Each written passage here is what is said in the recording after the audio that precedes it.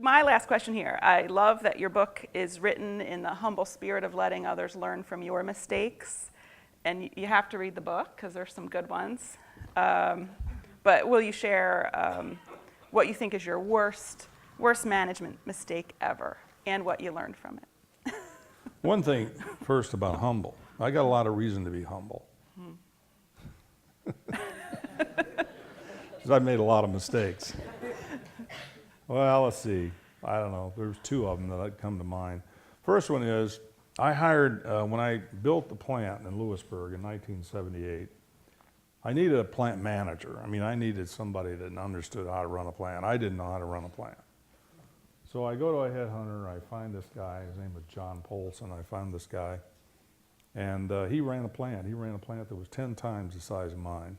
So I hired him. In fact, I had to pay him a salary more than mine. I think he made $2,000 a year more than I did, because I needed this guy bad. So anyway, it was about a month went by, and he came in to see me and said, hey, I'd like to take you out to lunch. I said, okay, fine. So we go across the street to the restaurant. I said, what's on your mind, John? He said, when are you going to let me do my job? When are you going to put me in charge of this plant?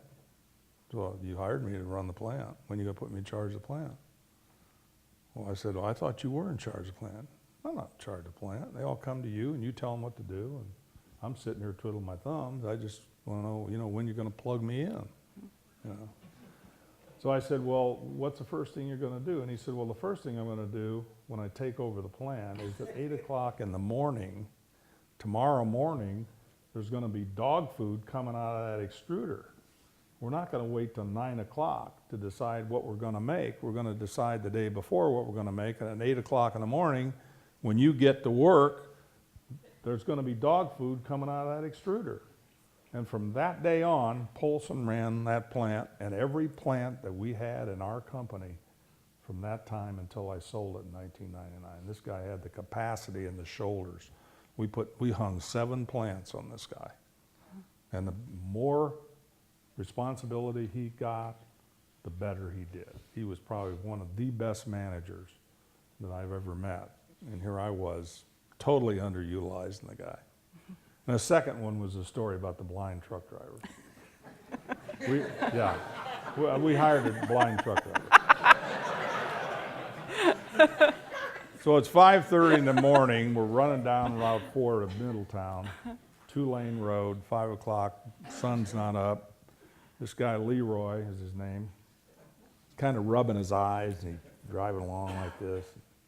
I said, Leroy, what's wrong with you? And he said, man, I'm having a hard time seeing this morning. And I said, I left my contact lenses at home. And I said, so? Well, he said, I'm legally blind without them. Here, we're running down this road. We got we're overloaded, got 8 tons of dog food in the back, running 55 or 60 miles an hour. Leroy's blind, and I'm sitting in the death seat. So, I think that when I think about my success, I think of a series of minor failures. And I think a lot of businesses need to continue to experiment. They need to have a lot of failures before you find the right formula. And there again, that's what the big companies will not do. They won't allow people to make mistakes. Our philosophy was afford every person the right to fail, every human being the right to fail.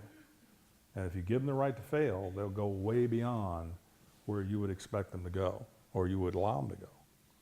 And again, Dr. Deming taught us that. And what we have to do is create that climate where people can be productive, where people can grow.